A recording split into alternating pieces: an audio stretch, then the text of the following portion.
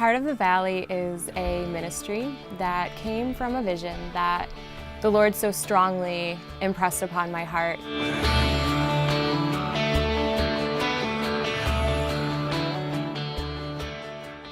The Lord was calling the churches of our community to truly unite. We've been divided for too long. Our differences in our denominations have caused division, and I saw Him uniting His body, His church. I wanna be a part of something great. I really believe that He had been orchestrating the events of our lives for several years leading up to that point. We have formed various contacts with worship leaders and artists that particularly feel called to minister to the New England area. In addition to that, we also have an affiliation with the Douglas Campground, a place that has been dedicated to the work of the Lord, and for a number of years was a place of great revival, and we believe that He desires to revive that once again.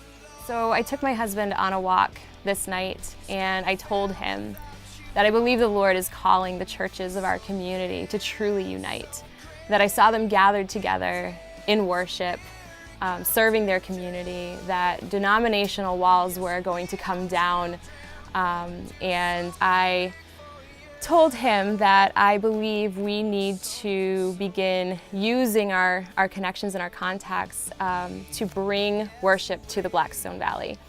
It sounded crazy, and I said, I know we don't have any money and we don't have any people involved in this, but I feel like the Lord is calling us to do this and to provide these events to the community for free. I asked of the Lord that night, I said, where will the people come from? Where will the funds come from? There's still a financial reality to this. And I told my husband, I really believe that He is telling us that He has already prepared that ahead of time. He has already been preparing hearts. He has already called the people, and He's going to send them. We will not have to go out and ask this of people.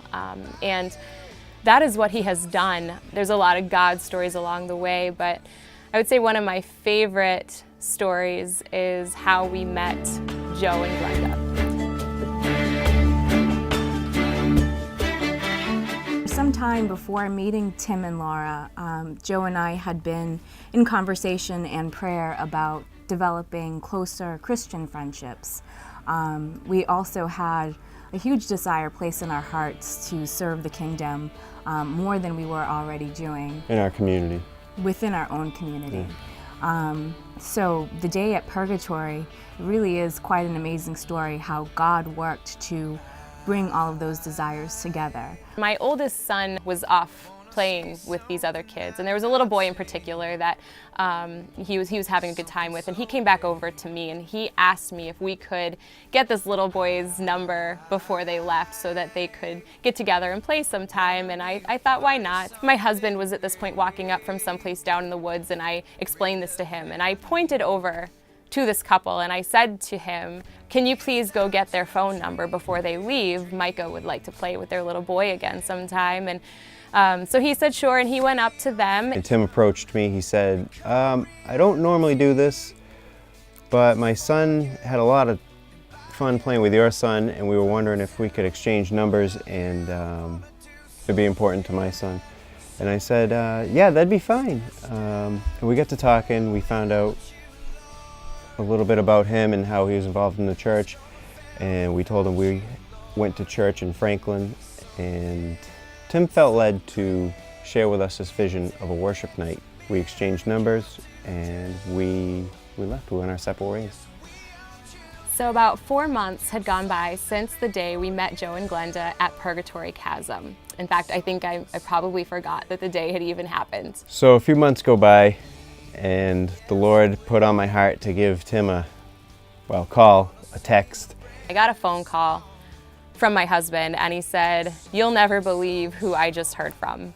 So we arrive at Tim and Laura's house for what I believe was going to be a play date, but I was completely caught off guard and surprised by the number of people that were in the home. The fact that over dinner we actually started talking about what the event was, and Laura shared with us her passion for this vision that God has placed in her heart. We had this great meeting with them, and when I was done sharing with them, Glenda had something to share in return. As she was discussing it and sharing her vision, the Lord placed on my heart my own vision. I can kind of see a heart in the center of a valley just starting to beat. And the more and more passionate she got about sharing what she was talking about, the stronger and stronger the heartbeat got. And it kind of went from a darker color, a dark black color, and it was revived. I just popped out and said, well, I feel like God's saying that we should call it the Heart of Valley. And Laura jumped up and said, yes, the Heart of the Valley. And everything's just kind of fallen together since then.